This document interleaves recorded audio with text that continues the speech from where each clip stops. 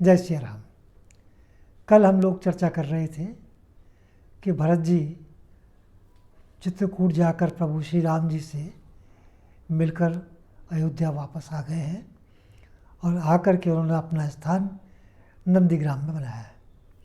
तो इस सब प्रक्रिया में भरत जी ने वो काम कर दिया जिससे एक तो भरत भक्त शिरोमणि हो गए और सबकी निगाह में जो कुल कलंक था वो भी समाप्त हो गया।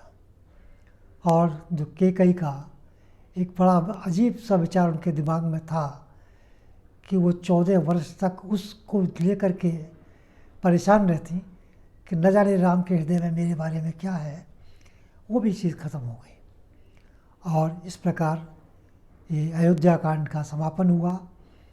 और अब आज के बाद हम चलेंगे अरण्य कांड में। तो चर्चा इस प्रकार प्रारंभ होती है कि प्रभु श्री राम जी सीता जी के साथ एक बार वहाँ से अपने आश्रम से निकल के फटिक शिला पर आ बैठे। प्रभु श्री राम जी ने अपने हाथ से बहुत सुंदर सुंदर फूलों को चुन लिया और उससे कुछ आभूषण बनाए जिसको उन्होंने स्वयं अपने हाथ से माता जानकी को पहनाए। लेकिन इंद्रपुत्र जयंत ने जब ये देखा तो उससे बर्दाश्त नहीं हुआ। वो कौवे के रूप में आया और माता जानकी की जांघ में उसने चोंच मार दी। बस फिर क्या था, थोड़ा सा रक्त प्रवाह हुआ। तो जैसे ही रक्त का प्रवाह हुआ और श्री राम जी की निगाह उस पर पड़ी तो उन्होंने एक सरकंडे का पतला सा तीर बनाया और उसके पीछे अभिमंत्रित करके उसको छोड़ दिया।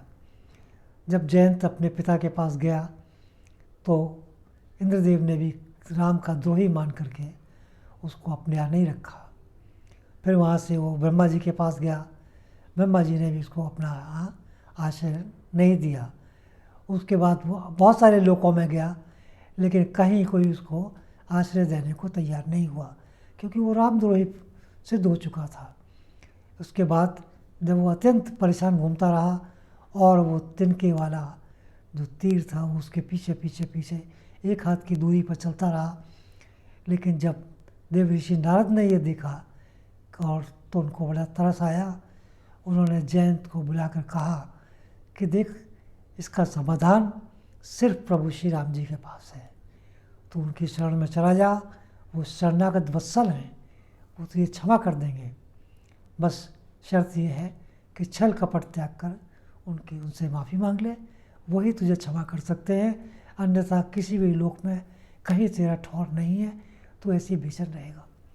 इतना ज्ञान देने के बाद जयंत वहाँ आया और प्रभु श्री राम जी की शरण में आकर उस दंडवत प्रणाम किया और अपनी भूल के लिए क्षमा मांगी। राम जी तो शरणागत वत्सल हैं ही, उन्होंने उसको क्षमा कर दिया, जाओ। लेकिन उसका चूँकि अपराध गंभीर था, मृत्युदंड के काबिल था, तो प्रभु श्री राम जी ने उसकी एक आंख से काढ़ा करके उसको भेज दिया। ये दूसरों के लिए भी एक लेसन है। तो ऐसा प्रभु श्री राम जी ने किया। उसके बाद प्रभु श्री राम जी ने विचार किया कि चूँकि चित्रकूट को सब लोग जान गए हैं कि ये मेरा निवास स्थान है, यहाँ लोगों का आवागमन बना रहेगा, इसलिए अब उचित ये होगा कि इस स्थान को छोड़ दें और दंडकारण्य में चला जाए। तो वहाँ से प्रभु निकलने के बाद सीधा अत्रि मुनि जी के आश्रम पहुँचे। जब अत्रि मुनि जी को पता लगा कि इस प्रकार प्रभु यहाँ आ रहे हैं तो उन्होंने आगे बढ़कर उनका स्वागत किया। प्रभु ने भी दंडवत उनको प्रणाम किया। इसके बाद लक्ष्मण जी ने प्रणाम किया और माता जानकी ने। तो उसके बाद वो आश्रम में गए तो वहाँ जाकर के मुनिवर ने उनको एक अपने बैठा के विधिवत उनकी पूजा की, उनकी स्तुति की और उनकी बहुत सराहना की कि राम, आप तो राम हैं, तीनों लोकों के स्वामी हैं, शरणागत वत्सल हैं और आप दीनबंधु हैं, दीनानाथ हैं, और आपका ही आश्रय से हम ऋषि मुनि यहाँ पर तपस्या कर रहे हैं। अन्यथा ये राक्षस, उनका तो भोजन ही ऋषि मुनि है इस समय, तो वो तो किसी को छोड़ते ही नहीं है। लेकिन सब आपके सहारे हैं और आपने जो विश्वामित्र जी का साथ दिया है वो भी अद्वितीय है। तो ऐसा कह कर के उन्होंने बड़ी उनकी पूजा की है। और उसके बाद माता जानकी को उनकी पत्नी अनसुईया जी अंदर ले गई और उन्होंने उनको दिव्य आभूषण और वस्त्र दिए जो कभी न मैले होने वाले वस्त्र थे।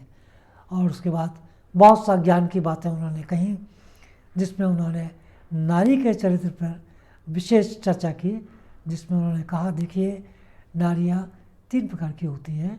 प्रथम गति नारी की जो दूसरे पति को कोई ध्यान ही नहीं देती है, उसके लिए केवल अपना ही पति है, तो ये प्रथम गति है। और दूसरे प्रकार की जो स्त्रियां होती हैं, नारियां होती हैं, जिनकी मध्यम गति मानी गई है, वो दूसरे परपुरुष को अगर वो बराबर का है तो उसको भाई के समतुल्य, और बड़ा है तो पिता तुल्य, और छोटा है तो बालक तुल्य समझ करके व्यवहार करती है।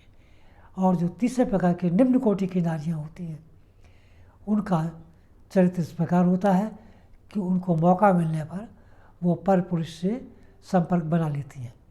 लेकिन ऐसी स्त्रियों को, ऐसी नारियों को अगले जन्म में उन्होंने विधवा का भरी जवानी में वो जीवन यापन करना पड़ता है।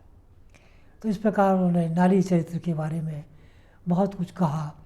और आगे उन्होंने कहा देखो जानकी, हे सीता, आगे आने वाला समय जो स्त्रियां होंगी वो तुम्हारा नाम लेके पतिव्रत करेंगी, इसलिए ये मैंने तुमको, तुम्हारे लिए नहीं है, ये आगे के लिए और स्त्रियों के लिए एक लेसन है जो मैंने आपको दिया है। तो इतना सुनने के बाद सीता जी बहुत संतुष्ट हुई और राम जी भी संतुष्ट हुए। तो राम जी और सीता जी ने रात को विश्राम किया।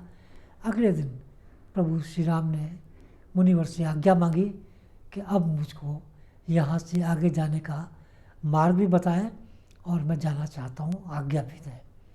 तो इसके बाद अत्रि मुनि ने कहा राम, ये यहाँ से दंडकारण्य का एरिया शुरू होता है और ये बड़े खतरनाक राक्षसों का है, ये एक इलाका है, इसमें खरदूषण और विराट जैसे भयंकर राक्षस यहाँ पर रहते हैं। इसलिए आपको अब यहाँ उचित ये हुआ कि आप जब जा रहे हैं, जिस काम के लिए आपने अवतार लिया है, वो कार्य अब आपका प्रारंभ होता है। इसलिए आप सावधान होकर के आगे बढ़िए और राक्षसों का आपको संहार करना है तो करिए।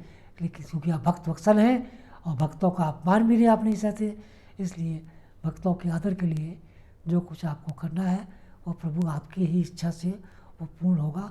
और इसी के साथ मैं यहाँ पर आज की चर्चा आध्यात्मिक समाप्त करता हूँ और आपसे ये अनुरोध करता हूँ कि यदि आपको कुछ थोड़ा सा आनंद आ रहा हो या मेरी बात में आपको ये महसूस होता हो कि ये शायद कुछ ऐसी चर्चा है जो हमको जाननी चाहिए थी या हम नहीं जानते थे या इतनी विस्तार से नहीं जानते थे, और फिर भी देखिए राम चर्चा तो राम चर्चा है।